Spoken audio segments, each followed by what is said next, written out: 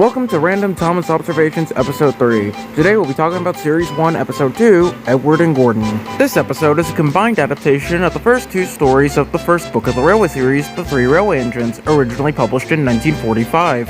The stories being Edward's Day Out and the titular Edward and Gordon. Edward's Day Out sees Edward leap the shed for the first time after being forgotten about for a long time, and Edward and Gordon sees him pushing Gordon up the hill after he stalls with a train of freight cars. The beginning narration of this episode is just straight up wrong, as it states that every engine in the shed is bigger than Edward, when Thomas is right there, and he is very clearly not bigger than Edward.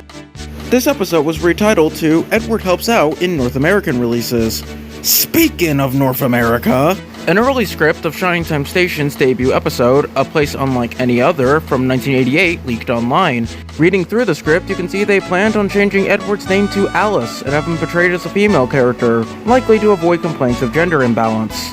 They did not follow through on this, however, and Edward remained a male and named Edward in the US dub. We nearly lived in a world where North Americans knew him as a girl and knew her under the name Alice the Blue Engine.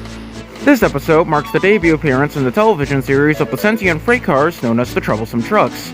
They use a different face design in Series 1 compared to Series 2 and beyond. Their faces look a lot more like Annie and Clarabelle in the first series. However, in Series 2, they were later given gray faces and a more variety of faces to show different emotions. They continued to have these gray faces into the CGI series and even in the All Engines Go reboot. A bit of studio equipment is visible in this shot. I'm not quite sure what it is, but it's there. There was absolutely no doubt in my mind that Gordon flew off the set in this scene with how fast he flew past. I sure hope they had some cushions to catch him. Edward is seen wearing James's sad expression in this scene. For budgetary reasons, the old coaches Edward is seen pulling in this episode, and which also appear in various other episodes in Series 1, were only painted green on one side. The other side was painted in a teak livery very reminiscent of coaches on the Great Northern Railway. This livery was not very prominently used on screen, however, and the old coaches will be retired altogether come Series 2.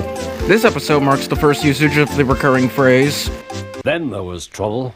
This phrase was going to be used countless times in the series going forward, even having Percy say it in a CGI episode. And then there was trouble. As far as I can tell, that's about all I have to say about Edward and Gordon. Next time, we'll be talking about one of the series' more infamous episodes, The Sad Story of Henry.